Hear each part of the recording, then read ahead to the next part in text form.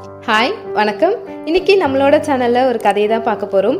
கதையில் மான்கள் கூட்டமாக ஒரு அழகான காட்டில் ரொம்ப சந்தோஷமாகவும் நிம்மதியாகவும் வாழ்ந்துட்டு வருதுங்க. அதுங்களுக்கு ஒரு பெரிய கஷ்டம் வருது. என்னன்னு பார்த்தா, இறை தேடி போகிற மான்கள் பாதி வீடு திரும்புறதே இல்லை. என்ன ஆகுதுன்னு பார்த்தா, அங்கே இறை தேடி போகிற மான்களை சிங்கங்கள் வேட்டையாட ஆரம்பிக்குதுங்க. ஸ்டார்டிங்கில் இறை தேடி போகிற மான்களை தான் வேட்டையாடிட்டு இருந்துச்சுங்க. நாளடைவில் அவங்க இருக்கிற இருப்பிடத்துக்கு தேடி வந்தே வேட்டையாடி கொல்ல ஆரம்பிச்சிச்சுங்க சிங்கங்கள்.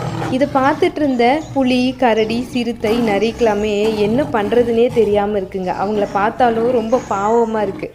அதனால் இந்த 4 விலங்குகளும் சேர்ந்து, ஏன் நம்மெல்லாம் சேர்ந்து மான்களை காப்பாற்ற முடியாதா அப்படின்னு கேட்குறாங்க. ஆமாம்ல அப்படி சொல்லிட்டு மான்கள் கூட்டத்துக்கிட்ட போய் சொல்கிறாங்க, இனிமேல் நீ சிங்கத்தை பார்த்துலாம் பயப்படாத, நாங்கள் இருக்கோம், நீங்கள் எல்லோரும் எங்கள் பின்னாடி வந்துடுங்க, சிங்கம் வந்தால் நாங்கள் பார்த்துக்குறோம் அப்படின்றாங்க. மான்களுக்கும் ஒரு பெரிய சந்தோஷம்.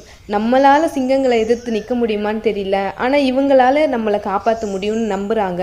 அதனால் என்ன பண்ணுறாங்க, இவங்க பின்னாடியும் போகிறாங்க. பாதி மான்கள் புலிக்கு பின்னாடியும், கரடிக்கு பின்னாடியும், சிறுத்தைக்கு பின்னாடியும், நரிக்கு பின்னாடியும் இருக்குங்க. ரொம்ப சந்தோஷமாக போயிட்டுருக்கு. ஏன்னா சிங்கமும் வரும், ஆனால் இவங்கெல்லாம் சேர்ந்து இருக்கிறத பார்த்துட்டு நம்மளால் ஒன்றும் பண்ண முடியாது அப்படின்றது புரிஞ்சுக்கிட்டு போயிடும். இதே போல் கொஞ்ச நாள் கழித்து சிங்கம் இடம்பெயரவே ஆரம்பிச்சிடுச்சு.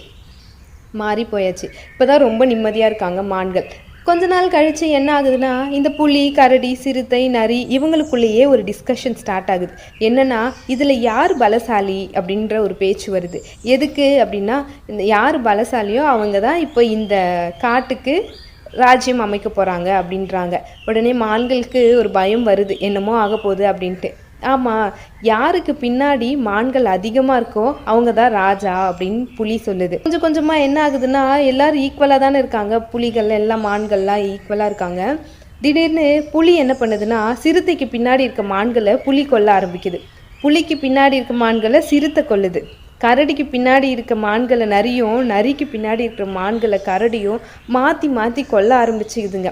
மீதி இருக்க பக்கத்தில் இருக்க அந்த குட்டி மான்கள்லாம் என்ன பண்ணுறதுன்னு தெரியாமல் தவிச்சு ஓடி போகுதுங்க. தப்பிச்சு போகிற மான்கள்லாம் என்ன பண்ணுதுன்னா, பக்கத்து காட்டிலேருந்து வந்திருக்க காட்டெருமைக்கு கிட்ட போய் சொல்லுது, இந்த மாதிரி என்னை நீங்களாவது காப்பாற்றுறீங்களான்னா, ஓகே நாங்கள் பார்த்துக்குறோம், நீங்கள் வாங்கன்ட்டு அந்த காட்டெருமை கூட்டம் இந்த மான்களோட கூட்டத்தை காப்பாற்றிக்கிட்டு இருக்கு. கொஞ்ச நாள் இதே போல் போகுது. அப்புறம் அந்த காட்டெருமைகள் சொல்லுது, நாங்கள் எங்கள் காட்டுக்கே போகிறோம், நீங்கள் உங்களை பார்த்துக்கோங்க அப்படின்னு. அப்போது சோர்வாக அந்த மான்கள் கிட்ட ஒரு மான் வந்து சொல்லுது, நாம் ஏன் நம்மளை பார்த்துக்க சொல்லி அவங்கக்கிட்ட இவங்கக்கிட்ட போய் நிற்கணும், நாம் இருக்க வரைக்கும் இருப்போம், நமக்கு கடவுள் கால் கொடுத்துருக்காருல, சிங்கம் நம்மளை கொல்ல வருதுன்னா ஓடுவோம், எவ்வளோ தூரம் ஓட முடியுமோ, தப்பிக்க முடியுமோ, உயிர் வாழ முடியுமோ வாழ்ந்துக்கலாம். இந்த மாதிரி இன்னொருத்தரை நம்பி நம்ம வாழ்கிறதுக்கு நாமளே நம்மளை காப்பாற்றிக்கலாம் அப்படி சொல்லி சந்தோஷமாக எல்லா மான்களும் ரொம்ப சோர்வாக அந்த மான்கள்லாம், ஆமாம் வாழ்கிற வரைக்கும் வாழ்வோம், நம்மளால் முடிஞ்ச வரைக்கும் வாழ்வோம், நம்மளை நாமளே காப்பாற்றிப்போம் அப்படி சொல்லிட்டு அப்படி வீர நடை போட்டு அந்த காட்டில் என்ன ஆனாலும் பார்த்துக்கலாம் அப்படி ஒரு மாதிரி வீரமாக நடந்து அந்த மான்கள்லாம் போகுது. அதை பார்த்த காட்டெருமையே ஒரு நிமிஷம் கண்ணசைக்காமல் பார்த்துட்டே இருக்குது. இவ்வளோ வீரமாயும் இந்த மான்களுக்குள்ளே அப்படின்ற மாதிரி. அப்படியே மான்கள்லாம் அப்படியே ரொம்ப தைரியமாக நான் தான் அப்படின்ற மாதிரி போய் அவங்களோட புல்லை சாப்பிட்றதும் ஓடி விளையாடுறதும் எல்லாம் பண்ணுதுங்க.